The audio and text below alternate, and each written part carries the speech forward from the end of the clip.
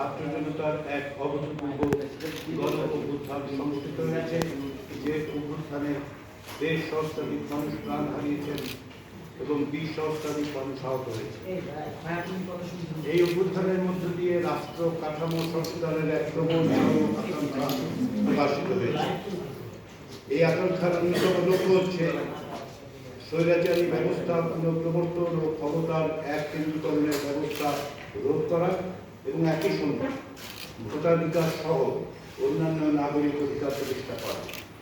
এই জন আকাঙ্ক্ষার প্রেক্ষাপটে অন্তর্বর্তী সরকার ২০২৪ সালের অক্টোবরে ৬টি সংস্কার কমিশন গঠন করে। এই কমিশনগুলো ২০২৫ সালের ফেব্রুয়ারি মাসে তাদের সুপারিশ সম্বলিত প্রতিবেদন সরকারের কাছে পেশ করে। পরবর্তীতে ১২ ফেব্রুয়ারি ২০২৫ তারিখে এক প্রজ্ঞাপনের মাধ্যমে মাননীয় প্রধান উপদেষ্টার নেতৃত্বে এবং সংবিধান সংস্কার কমিশন, নির্বাচন ব্যবস্থা সংস্কার কমিশন, বিচার বিভাগ সংস্কার কমিশন, দুর্নীতি দমন কমিশন সংস্কার কমিশন, পুলিশ সংস্কার কমিশন এবং জনপ্রশাসন সংস্কার কমিশনের প্রধানদের নিয়ে একটি জাতীয় ঐক্যমত্য কমিশন গঠন করে। কমিশন ১৫ই ফেব্রুয়ারি থেকে আনুষ্ঠানিকভাবে তার কাজ শুরু করে। এই কমিশনের দায়িত্ব হল রাজনৈতিক দল সহ সংশ্লিষ্ট অংশীদারদের সঙ্গে আলাপ আলোচনার ভিত্তিতে গুরুত্বপূর্ণ কতগুলো সংস্কারের বিষয়ে ঐক্যমত্য পৌঁছানো এবং একটি জাতীয় সনদ প্রণয়ন করা। জাতীয় ঐক্যমত্য কমিশন ৬টি কমিশনের প্রতিবেদনের ৩ কপি ২৮ ফেব্রুয়ারির মধ্যে সব রাজনৈতিক দলের কাছে প্রেরণ করে।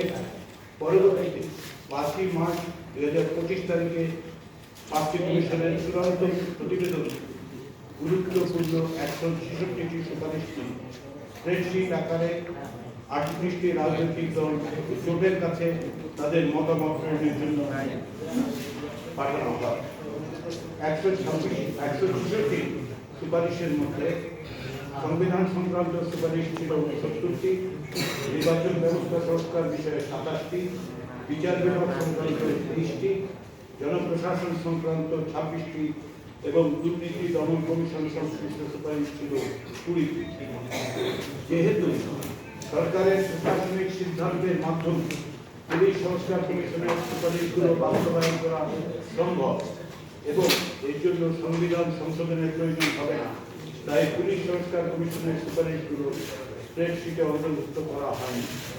এছাড়াও এসব কমিশনের যেসব সুপারিশ আইনি এবং প্রশাসনিক ব্যবস্থার মাধ্যমে আশু বাস্তবায়ন করা যায় তার একটি তালিকা সরকারের কাছে কমিশনের পক্ষ থেকে প্রেরণ করা হয়। স্প্রেডশিটে অন্তর্ভুক্ত সুপারিশের ক্ষেত্রে দুটি বিষয়ে মতামত চাওয়া হয়েছে। প্রথমটি হল সংশ্লিষ্ট সুপারিশের বিষয়ে একমত কিনা। এতে ৩টি বিকল্প রাখা হয়েছে, এগুলো হচ্ছে একমত, একমত নয় এবং আংশিকভাবে একমত। ৩টি বিকল্পের যে কোনো একটিতে চিহ্ন দিয়ে মতামত জানাতে অনুরোধ করা হয়েছিল। এছাড়া সুপারিশগুলোর ব্যাপারে মন্তব্য দেওয়ার এই জায়গা রাখা হয়েছে। স্প্রেডশিট প্রেরণের পর রাজনৈতিক দলগুলোর প্রতি ১৫ই মার্চের মধ্যে মতামত জমা দেওয়ার অনুরোধ জানায় জাতীয় ঐক্যমত্য কমিশন।